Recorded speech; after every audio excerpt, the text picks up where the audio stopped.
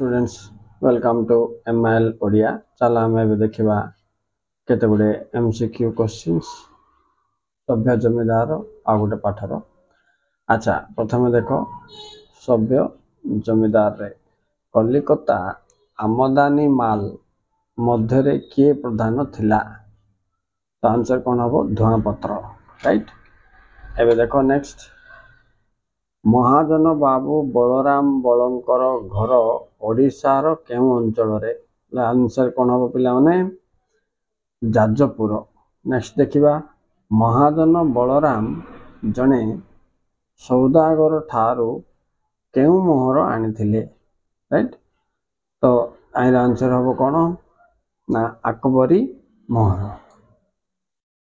Next important question देखो, देवी ओझा किए?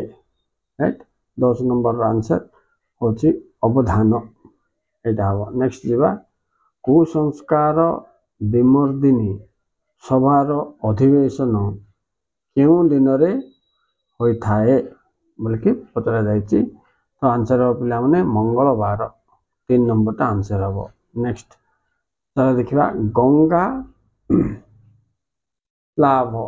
गंगा लाभ कहले कौन बुझ? तो गंगा लाभ कहले कौन बुझ? तो आंसर हो पिला माने मृत्यु। नेक्स्ट जीवा 16 नंबर देखो, केउ नाम सुनी नुआ जमीदार को मन भारी खुशी होइथिला?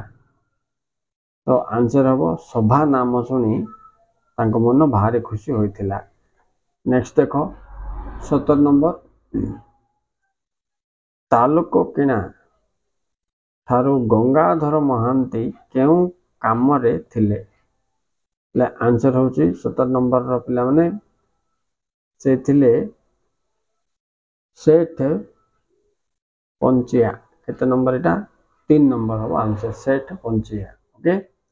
नेक्स्ट बा, पताका उत्कलन गल्पटी केउ दिवसर कथा कहिछि? तो आंसर हो पिला माने 14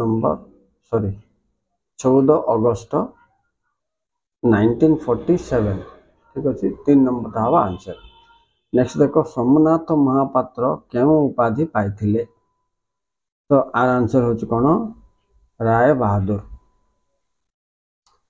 नेक्स्ट इंपोर्टेंट क्वेश्चन देखो, पटुआर रो अग्रणी किए थिला? तो आंसर होछि विजय। नेक्स्ट 6 नंबर देखो, केउटी राय बहादुरंकर एकांत निजस्व थिला बोली कहा जायछि? तो आर आंसर हो पिला माने ड्रॉयर चेस्ट। 2 नंबर ता हो आंसर, ड्रॉयर चेस्ट। ठीक अछि। 8 नंबर देखो, काहा ऊपरे गुटे हलदिया अस्तरण माडी जाइथिला बोली कहा जायछि? तो आंसर हो पिला माने सनंद पत्र। नेक्स्ट देखो 9 नंबर, राय बहादुर रो पढ़ुथबा सनंदटी तांको केउ साल रे प्रदत्त होइथिला? एटा हो पिला माने 1923। ओके अछि। नेक्स्ट देखो 2 नंबर, केउ पुस्तक पाई अखिल मोहन केंद्र साहित्य एकेडमी पुरस्कार पाइथिले? तो आंसर हबो ओ अंधगोली पुस्तक पाई अखिल मोहन कौन पाइथिले? केंद्र साहित्य एकेडमी पुरस्कार पाइथिले।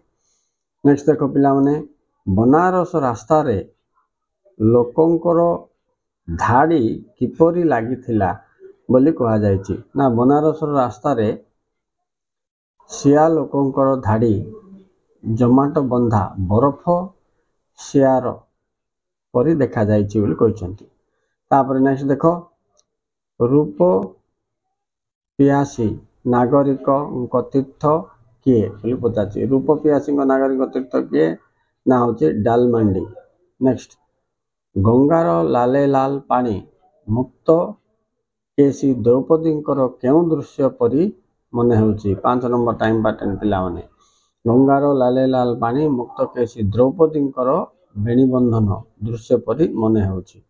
तापर देखिबा 6 नंबर, बहु यात्राबाही नौका କେଉଁପରି ଗଙ୍ଗାର ଏକ କୂଳରୁ ସେ କୂଳକୁ ଯାତାୟାତ କରୁଥିବାର କୁହାଯାଇଛି? ନା ବହୁ, ଏବେ ଆନ୍ସର କେମିତି ଅଛି ଦେଖ, ବହୁ ଯାତ୍ରାବାହୀ ନୌକା ଉଜ୍ଜଳ ଚକ୍ରବାଳର ପଟ୍ଟଭୂମିରେ ସିଲହୁଟ ଛବି ପରି ଗଙ୍ଗାର ଏ କୂଳରୁ ସେ କୂଳକୁ ଯାତାୟାତ କରୁଥିବାର କୁହାଯାଇଛି।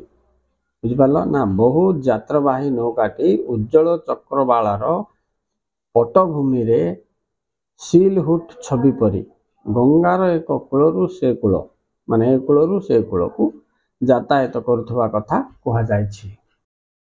7 ନମ୍ବର ଦେଖ, ହରିଶ୍ଚନ୍ଦ୍ର ଘାଟ ପରେ ନୌକା କେଉଁ ଘାଟରେ ପହଞ୍ଚିବ ବୋଲି କୁହାଯାଇଛି? ନା ହରିଶ୍ଚନ୍ଦ୍ର ଘାଟ ପରେ ନୌକାଟି ତୁମର ଦଶାଶ୍ୱମେଧ ଘାଟରେ ପହଞ୍ଚିବ। ନେକ୍ସଟ, ମାଝିର ଭାଷା କେଉଁ ସବୁ ଭାଷାରେ ମିଶାମିଶି ଭାଷା ଥିଲା? ନା ଉତ୍ତର ହେଉଛି ହିନ୍ଦୀ, ମିଥିଳା ଆଉ ଭୋଜପୁରୀ ଭାଷା ସହିତ ମିଳାମିଶା ଥିଲା। ତାପରେ ଦେଖିବା 9 ନମ୍ବର, ହର ଆଦମୀ को କେତେ ଟ୍ୟାକ୍ସ ଲଗା ଯାଇଛି ବୋଲି ମାଝି କହିଛି? ନା ହର ଆଦମୀ को ବୋଲେ ଜଣକୁ, ଏକ ବୋଲେ 1 रुपया ଅର୍ଥାତ୍ କ'ଣ ଟଙ୍କାଟେ ଲେଖା ଟ୍ୟାକ୍ସ ଲାଗିବ ବୋଲି ସେ କହିଥିଲା। 10 ନମ୍ବର ଦେଖ, ସୁବିଧାବାଦୀ ସାନ ଭଉଣୀ ଖନେଇ ଖନେଇ କ'ଣ କହିଥିଲା? ତ ଆନ୍ସର ହେବ ପିଲାମାନେ, ଏଇଟା ସୁବିଧାବାଦୀ କହିଥିଲା ଯେ ଭାଇର ଆଉ ପ୍ୟାଣ୍ଟ କିଣା ହେବନି, ସେ କହିଥିଲା। ତାପରେ ଜେଜେମାଙ୍କର କେଉଁ ଆଦେଶ ପିଲାଦିନେ ଅଶୋକ ଅମାନ୍ୟ କରିଥିଲା ବୋଲି କହୁଛି? ନା ଜେଜେମାଙ୍କର ଅଫିମ ପାଇଁ ବଜାରକୁ ଯିବା ଆଦେଶକୁ ସେ ଅବମାନନା କରିଥିଲା। ନେକ୍ସଟ ଦେଖ 12 ନମ୍ବର, ଆର୍ଦ୍ର ବାଷ୍ପକୁଳ କଣ୍ଠରେ କ'ଣ ମିଶି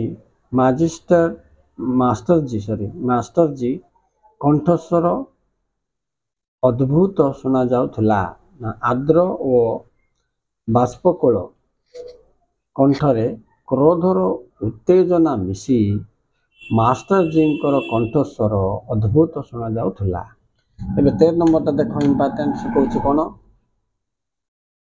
ଏଇଟା ଇମ୍ପୋର୍ଟାଣ୍ଟ କ୍ୱେଶ୍ଚିନ୍। ଶତାୟୁ ଗୋଧୂଳିର ସେଇ ଲଗ୍ନରେ ଅଶୋକ ପ୍ରଥମ ଥର ପାଇଁ କ'ଣ ଅନୁଭବ କରିଥିଲେ? ନା ସେ ଅନୁଭବ କରିଥିଲେ କ'ଣ? ସମସ୍ତ ଇନ୍ଦ୍ରିୟ ଅଚ୍ଛିନ୍ନ କରି ମାଷ୍ଟରଜୀଙ୍କ ସମଗ୍ର ସତ୍ତା ଯେପରି ଅନୁଭବ କରିଥିଲେ ସେ। ନେକ୍ସଟ ଦେଖିବା, ତୁହାଇ ତୁହାଇ କେଉଁ କଥା ଅଶୋକଙ୍କ ମନ ଭିତରେ ଉତୁରି ପଡ଼ୁଥିଲା? ତ କେଉଁ କଥା ଉତୁରି ପଡ଼ୁଥିଲା? ଶୈଶବର ସ୍ମୃତି କଥା ତାଙ୍କୁ ଉତୁରି ପଡ଼ୁଥିଲା ବା ଜଣାପଡ଼ୁଥିଲା ବୋଲି କହୁଥିଲେ। ନେକ୍ସଟ 15 ନମ୍ବର ଦେଖ, ମାଷ୍ଟରଜୀଙ୍କ 2ଟା ଶିଷ୍ୟ କିଏ କିଏ? ମୁନ୍ନା ଆଉ ମନ୍ନୁ। ନେକ୍ସଟ ଦେଖ, ମାଷ୍ଟରଜୀ କେତେବେଳେ ଡରି ଅସ୍ଥିର ହୋଇଛନ୍ତି? ନା ଯେତେବେଳେ ସେ ମନ୍ନୁ ତାର ଦାନ୍ତ ଗୁଡ଼ିକ ଦେଖାଉଥିଲା, ସେ ସମୟରେ ମନ୍ନୁଟା କ'ଣ ମାଙ୍କଡ଼, ତାର ଦାନ୍ତ ଗୁଡ଼ିକ ଦେଖାଉଥିଲା, ସେତେବେଳେ ସେ କ'ଣ ନା ଡରି ଯାଇଛନ୍ତି ବା ଅସ୍ଥିର ହୋଇଯାଇଛନ୍ତି। ଦେଖ ପିଲାମାନେ, ମଝିରେ ମଝିରେ ମୁଁ ଏଇଟା ଇମ୍ପୋର୍ଟାଣ୍ଟ ବୋଲି କହୁଥିବି, ତା ଉପରେ ଟିକେ ଧ୍ୟାନ ଦେଉଥିବ। 17 ନମ୍ବର ଦେଖ, କେଉଁ ପୋଷାକରେ ମାଷ୍ଟରଜୀ ତାଙ୍କୁ ଚିହ୍ନି ପାରିବେନି ବୋଲି ଅଶୋକ ଆଶଙ୍କା କରିଥିଲେ? ନା ସୁଟ ଆଉ ଟାଇ ପିନ୍ଧିଥିଲେ, ତେଣୁକରି ସେ ମୋତେ ଚିହ୍ନି ପାରିବେନି ବୋଲି ଭାବୁଥିଲେ। ନେକ୍ସଟ ଦେଖ 18 ନମ୍ବର, ମାଷ୍ଟରଜୀଙ୍କୁ ଚଟକରି ଚିହ୍ନି ନେବା ପରେ ଅଶୋକ ପ୍ରଥମେ କ'ଣ କରିବେ ବୋଲି କହିଛନ୍ତି? ନା ଚିହ୍ନି ଦେବା ପରେ ଅଶୋକ କହିଛନ୍ତି ପ୍ରଥମେ ତାଙ୍କର ପାଦ ଧୂଳି ନେବି। ନେକ୍ସଟ 19 ନମ୍ବର ଦେଖ, ପୋଷ୍ଟ ଅଫିସର ସାମ୍ନାରେ 2 ରାସ୍ତା 2 ଆଡ଼କୁ କିପରି ବାଙ୍କି ଯାଇଛି ବୋଲି କୁହାଯାଇଛି? ନା କିପରି?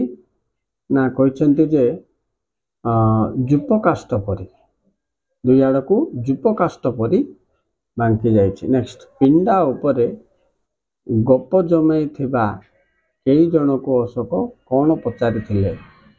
ପଚାରିଥିଲେ ଯେ ରୂପନାରାୟଣଜୀ କେଉଁଠି ରହନ୍ତି ବୋଲି। 21 ନମ୍ବର କ୍ୱେଶ୍ଚିନ୍ ଦେଖ, ରୂପନାରାୟଣଜୀ सोने का दुकान କେଉଁଠି ଥିଲା ବୋଲି କୁହାଯାଇଛି? ନା ଗୋଧୂଳିରେ ଥିଲା ବୋଲି କୁହାଯାଇଛି। କେଉଁ ଆଖିର ଏକ୍ସରେ ଦେଇ ରିକ୍ସାବାଲା ଅଶୋକଙ୍କୁ ଆଭ୍ୟନ୍ତରକୁ ଦେଖିବାକୁ ଚେଷ୍ଟା କରୁଥିଲେ? ପରଳୋଳକା ପେଜୁଆ ଆଖିର ଏକ୍ସରେ ଦେଇ ରିକ୍ସାବାଲା ଅଶୋକଙ୍କ ଆଭ୍ୟନ୍ତରକୁ ଦେଖିବାକୁ ଚେଷ୍ଟା କରୁଥିଲେ। ନେକ୍ସଟ ନମ୍ବର ଦେଖ 23 ନମ୍ବର। ମଣିଷ କଥା କହିବା ଅପେକ୍ଷା କେଉଁଥିରେ ଯଥେଷ୍ଟ ବେଶୀ ପ୍ରକାଶ କରିପାରେ? ଏଟା ଗୋଟେ ଇମ୍ପୋର୍ଟାଣ୍ଟ କ୍ୱେଶ୍ଚିନ୍ ପିଲାମାନେ। ମନୁଷ୍ୟ କଥା କହିବା ଅପେକ୍ଷା ନୀରବରେ ଯଥେଷ୍ଟ ବେଶୀ ପ୍ରକାଶ କରିପାରେ ବୋଲି ସେ କହିଥିଲେ।